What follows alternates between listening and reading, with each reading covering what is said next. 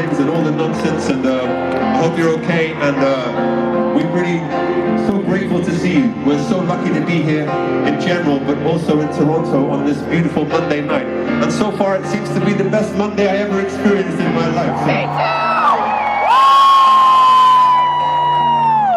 Good morning and welcome back to my YouTube channel. My name is Vic and I am a now second year, technically, PhD student at the University of Toronto studying political science.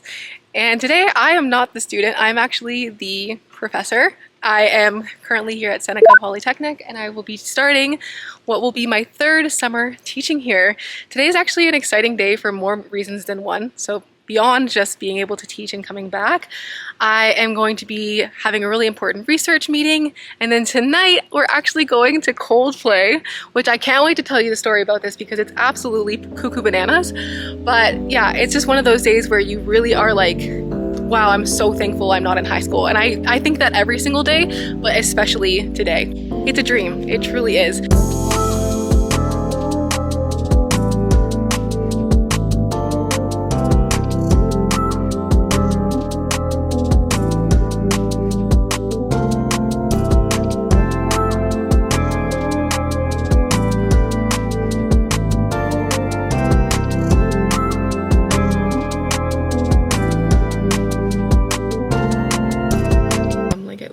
Half an hour early, but today I'm actually just pushing it a little bit because I always have to become a woman in STEM. I'm always, someone broke something, I'm fixing it. It happens anywhere I go. And it's one of the most on the edge of your seat feelings you can have as a sessional lecturer. Like every time you jump into any school, there's just like new procedures, new equipment. Another fun part about being a sessional lecturer is that you have all of these different emails that you have because of different schools, and then remembering all the passwords and stuff like that. And on my computer, like obviously I have them auto-saved, but when I log into the actual presenter screen, I'm like, oh, I don't know where I am. Two-step verification, another two-step verification. Welcome. I'm going to be doing a little bit of a lecture today, but more so we're going to be introducing who I am. If you're comfortable, of course, I'd love you to introduce yourself as well. And then we will get into expectations for the rest of the course, which will be the next 7 weeks. So previously, you've looked at how people have made just decisions, but now we're going to look at kind of like the biological hardwiring as to why we want to be making ethical decisions. Why do humans feel the need to have justice, and where does that come from? And so we'll talk about that today. There's a reason why I'm telling you about Ryan Chang.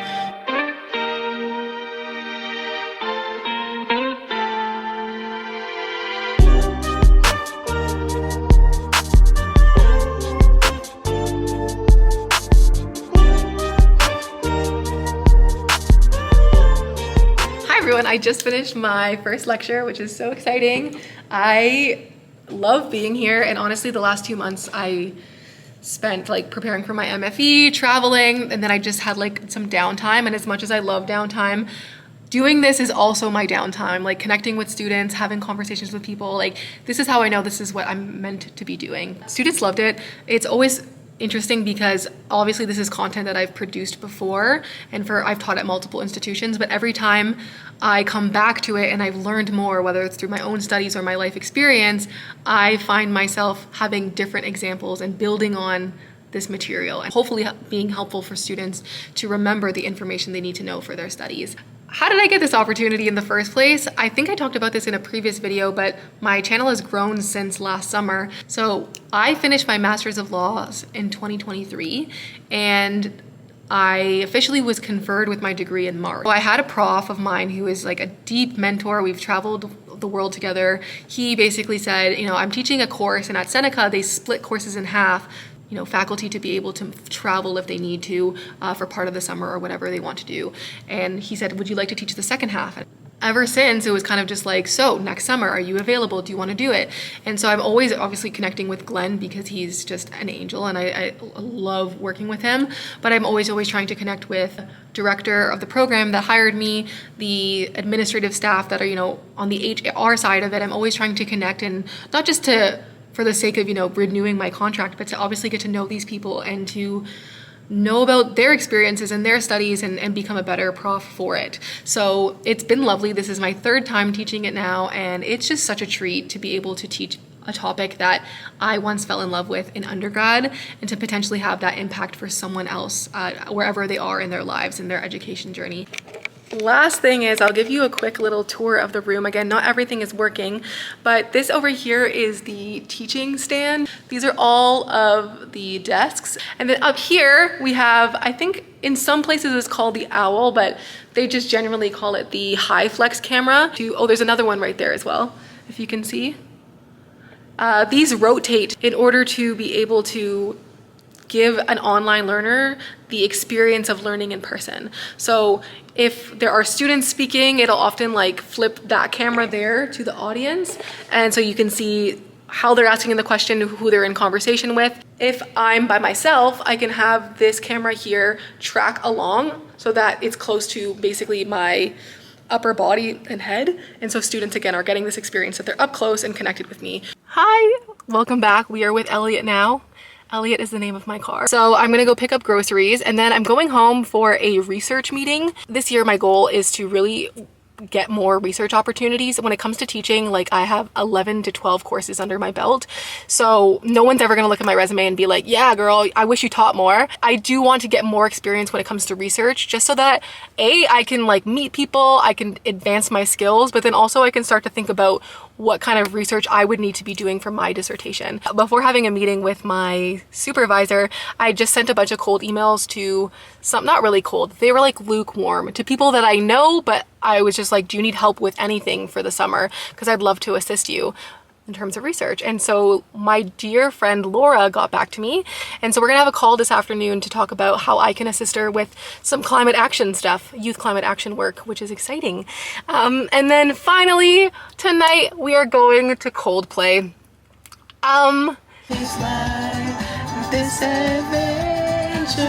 What a whirlwind that was. Okay, so I finished teaching. I was talking to you, but then my camera died of heat exhaustion. I drove all the way down to Canada Post to drop off some packages from Poshmark that I'm shipping out, just selling a bunch of things that I don't need anymore. I went grocery shopping to buy some groceries for the cottage tomorrow.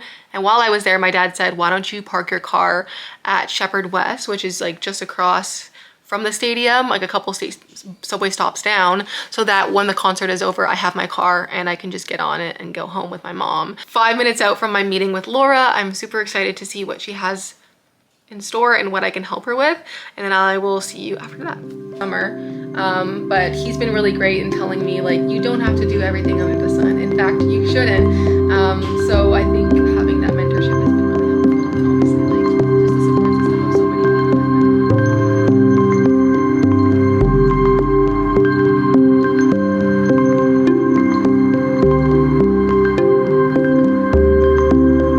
Okay, I just finished my call and it was amazing. I have just secured myself an RA-ship for summer, but also fall. Technically, this is like my second RA-ship.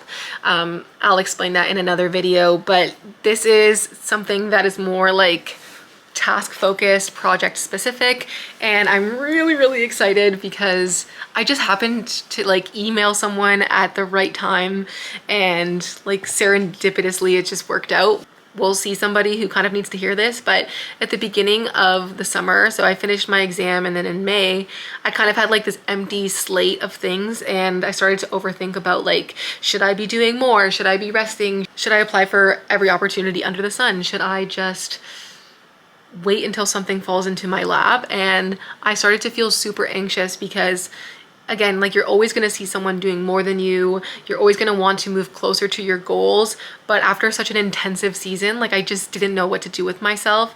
And I gave myself some time off. I've put together applications for things that, you know, I wanted to do, but I wasn't sure if they would be filling my cup or supporting me in becoming, you know, the end goal, which is professor. Within the last week, things have just like really solidified, and not without, you know, like communication, reaching out, trying to secure these opportunities, but things really do work out. And if you're doubting, you know, if the opportunities are coming or not, they are definitely coming, especially if you remain open to them. And yeah, I'm just so thrilled to have been just in the right place at the right time. Like, it really was one of those situations. I hope this helps someone if you are going through a slower period and you're someone who is used to always moving, always grooving. Just enjoy the minute, enjoy the time, and it will, you know, everything will pick back up again. It always does. I can't believe it. I'm so thrilled. What an awesome day. Okay, it is almost time to go. I am just putting some gems in my hair. I literally don't know if this looks good. I don't also really care.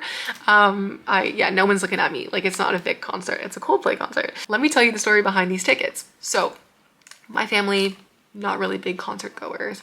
Not out of anything, it's just like, that's just not something that I grew up doing, or like my parents did. Actually, that's not true. I think when they were teens and when they were growing up, like, concerts were a different experience. Now it's like you need to sell your kidney on the dark web in order to get it. But my mom and I have always kind of had like 2 bucket list items, and they were like, we want to go see Coldplay, and also we want to go to the Macy's Thanksgiving parade. Growing up, we did the car rides, and I just have like so many core memories of us driving in like the mountains in Portugal, or like down to Florida, and being in the car and blasting Coldplay. And every time I would put it on, my dad would like look down, because you know how it has like the name of the song on some of the car displays, and he'd be like, oh, I love this song. And so it always just made me happy that I like picked a song that they loved and whatever. Didn't think we were going to be able to go.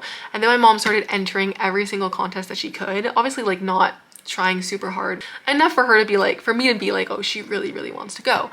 And then I was thinking, like, it's never going to be easier. Like, everyone's going to want to go to a concert in the future, and it's only going to get more expensive. So I'm like, now is the time. I go on Instagram and I see a post from 52 minutes ago on like a story, and it was like selling 2 tickets to Coldplay. And I was like, normally I wouldn't buy, like, unless I knew the person, I really wouldn't buy it. But the person that was selling them was Noam online. And she was selling her parents' tickets, and I was like, my parents would love these if you still have them.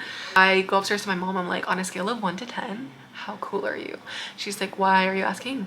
And I was like, because, like, would you be cool enough to go with me to Coldplay tomorrow? Like, on the spot, let's go.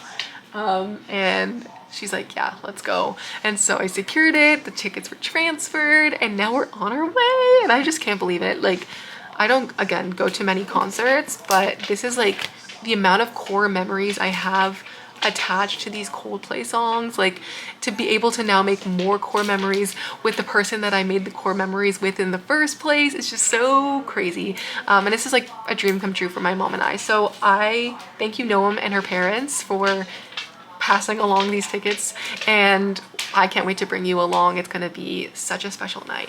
But I don't know if I showed you, but I made these bracelets for my mom and I. They just say Coldplay. And yeah, let's freaking go.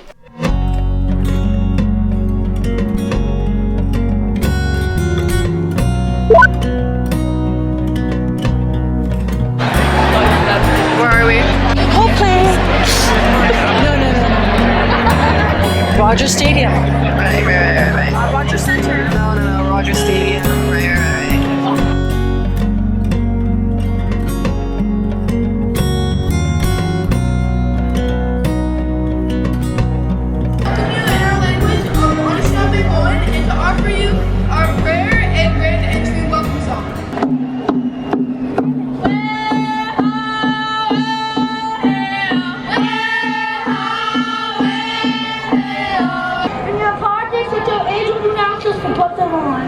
And all the nonsense, and I hope you're okay, and we're really so grateful to see you. We're so lucky to be here in general, but also in Toronto on this beautiful Monday night. And so far it seems to be the best Monday I ever experienced in my life. So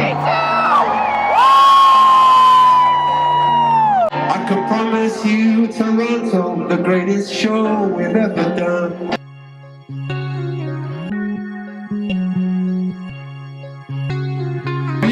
Fantastic.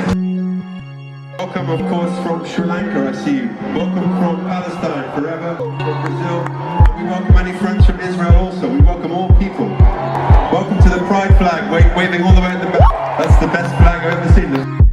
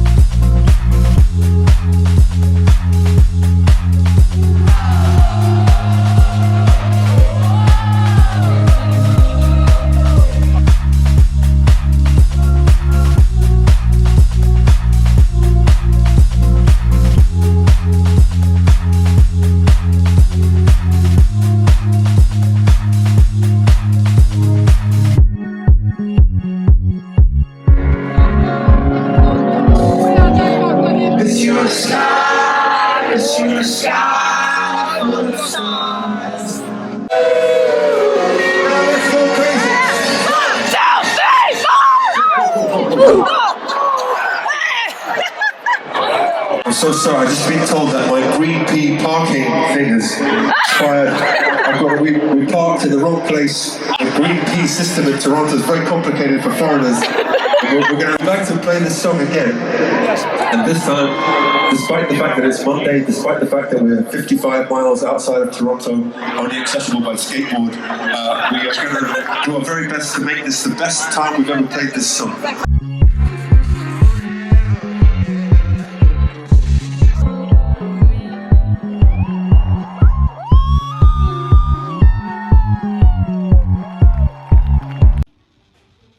Not me bawling my eyes all over again while I'm editing this. To just send love from Toronto, from Ontario, from Canada, from Earth, to wherever you'd like to send love. You can send this to your sister or your dog, or you can send this to all those families down in Kerr County in Texas who we send love to. You can send love to the Holy Land, to peaceful people all over the world, in Ukraine, in Russia, in Palestine and Israel. People who just want to hang out and be kind to each other. We send love from Toronto in 5, 4, 3, 2,